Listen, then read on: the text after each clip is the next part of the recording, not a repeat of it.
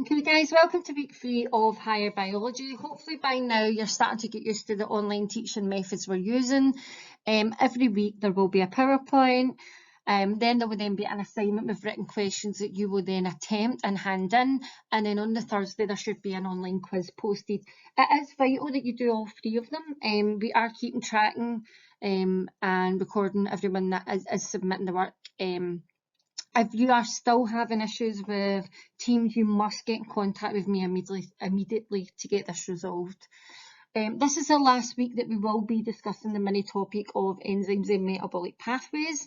After this, next week we'll have a catch-up and a revision week, just to consolidate this whole mini topic for yourself before we then move on to the next one. Okay, so today's learning intention is to understand different factors that can affect enzyme activity and to understand the 3 types of enzyme. Okay, so first of all, if you look at factors affecting enzyme activity, there are 3 factors: pH, temperature and substrate concentration.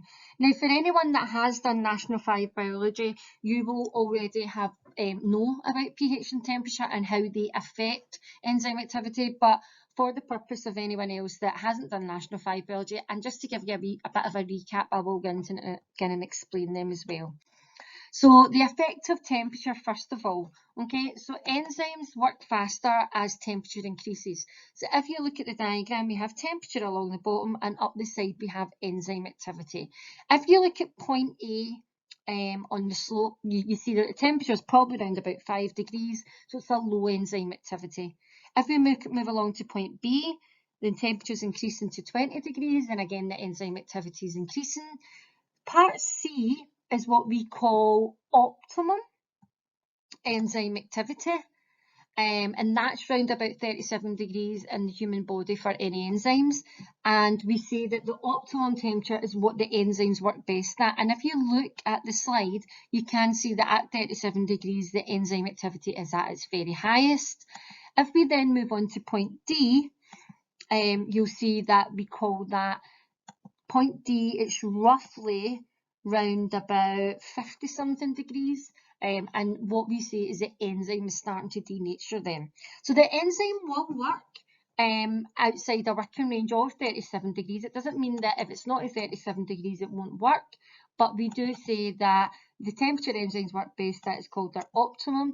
The optimum temperature for most animal enzymes is 37 degrees, and after the optimum temperature, the enzyme denatures. What denature means is that the enzyme active site changes shape.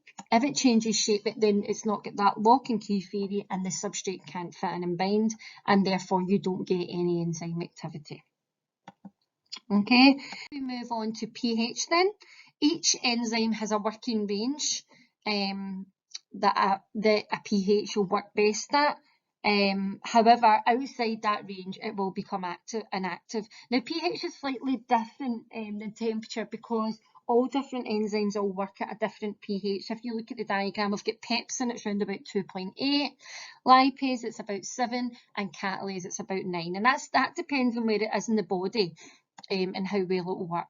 Now, either side of the optimum pH, the enzymes will not work as well, but they will still work. Okay, so for instance, pepsin, we say, works at 2.8. However, at pH 4, it doesn't mean it's not working, it's just not working at its best and it's not its enzyme. So whenever you are looking at any questions and we're talking about enzyme and temperature and pH are mentioned, you need to then link that up with the idea, right, okay, if enzyme and pH are altered in any way, that can affect my enzyme activity. Okay, the next one I want to talk about is substrate concentration. Now, we have spoke about substrate concentration in the previous lesson and how that can drive forward and backward reactions. If you look at the diagram, first of all, substrate concentration is along the bottom with your enzyme activity up the side.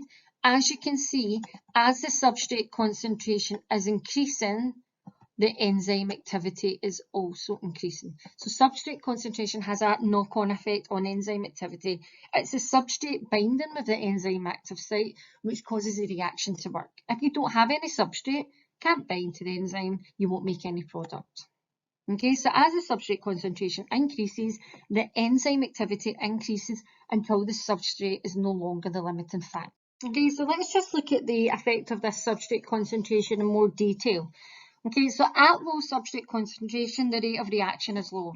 This is because there are not enough substrate molecules to mix in with all the active sites. Okay, so if you look here, it's very low because if you don't have enough substrate concentration, all the active sites won't be filled up, and then in turn you can't make a product. If we look at the second stage, this is where the substrate concentration is increasing. So increasing the substrate concentration increases the rate of reaction as more and more of the active sites become involved.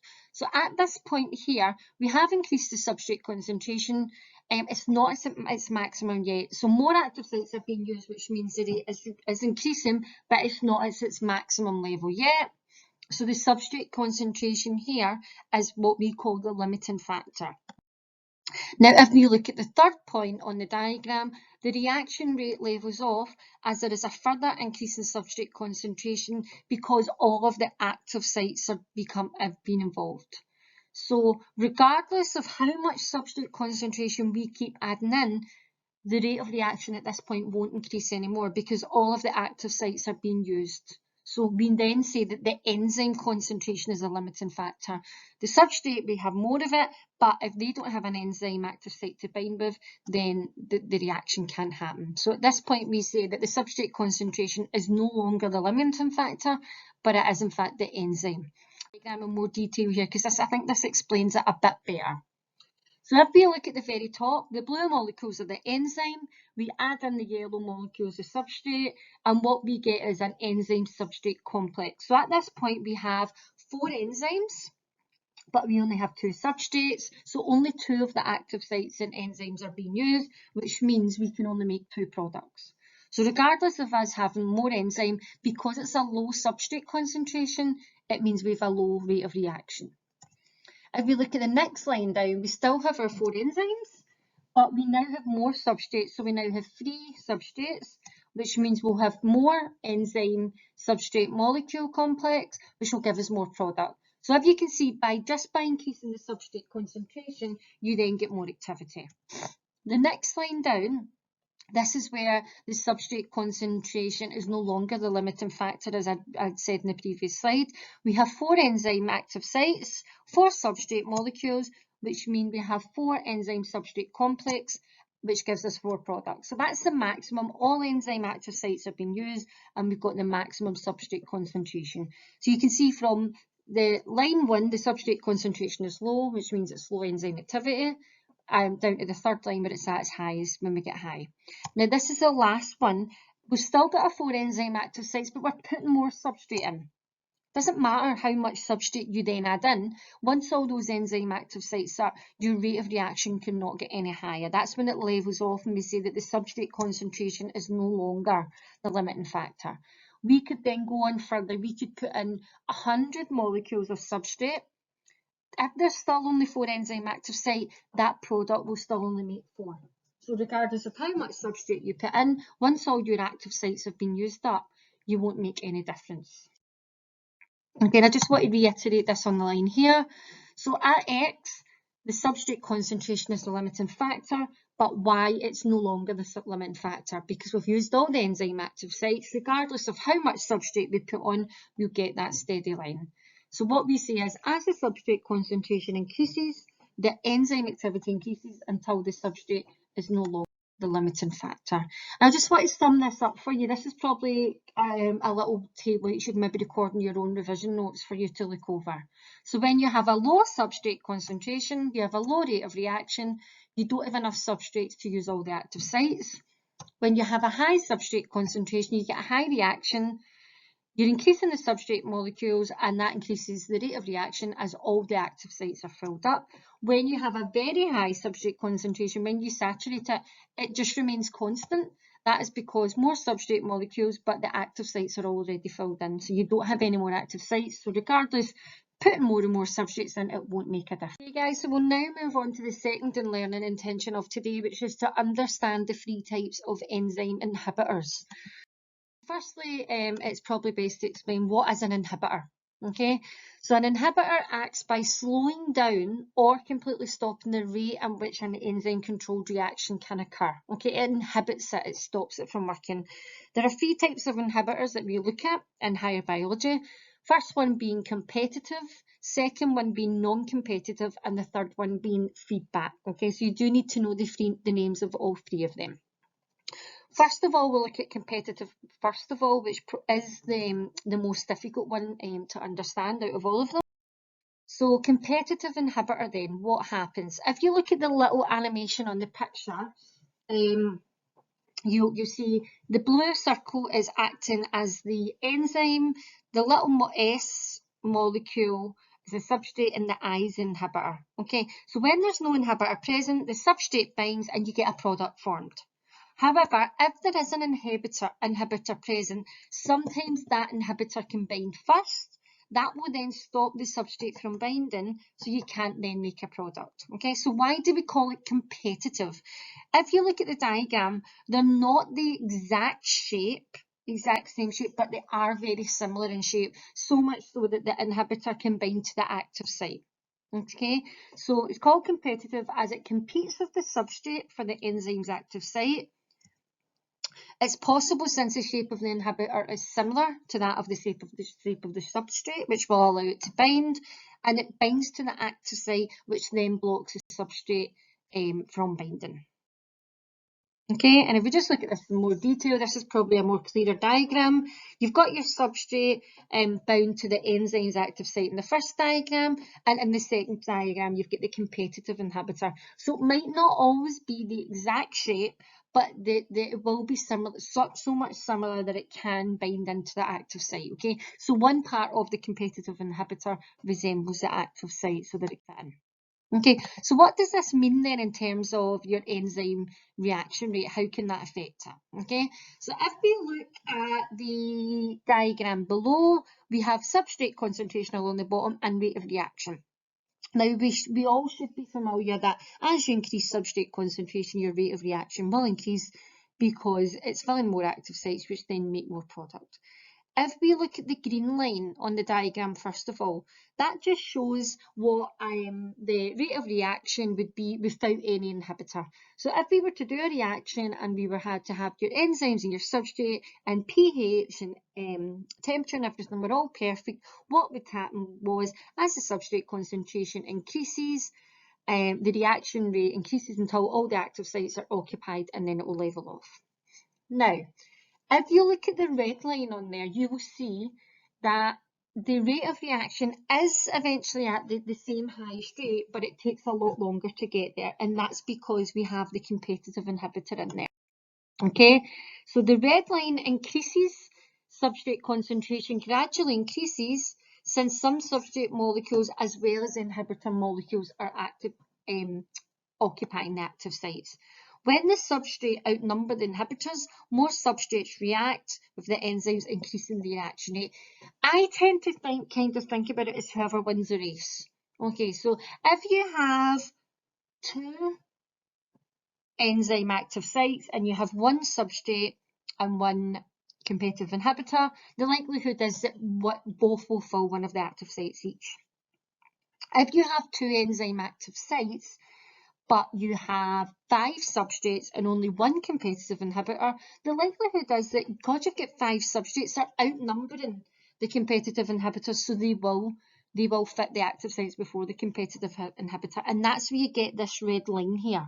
Okay, so it will take longer to fill in, but the more substrate you increase, so the more you saturate the substrate, it would then prevent the inhibitor from maybe winning that race and getting into those active sites.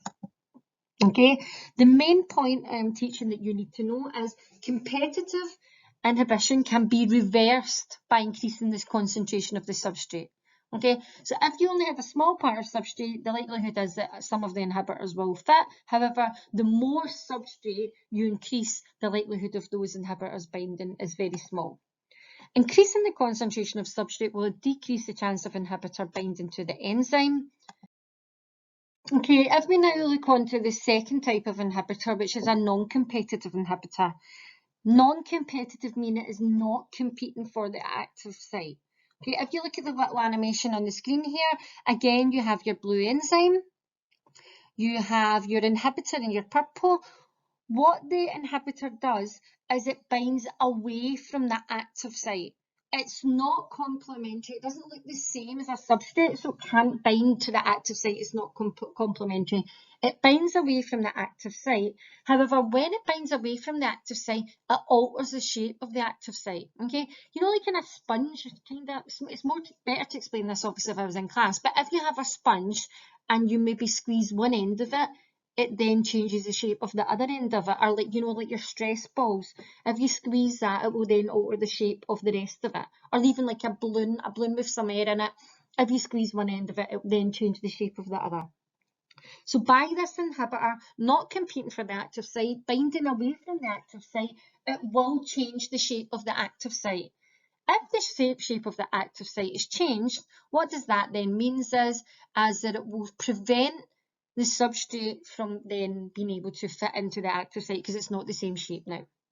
Okay, so to sum up, non-competitive inhibitors do not compete for the active site, but instead attach to another region of the enzyme called an allosteric site.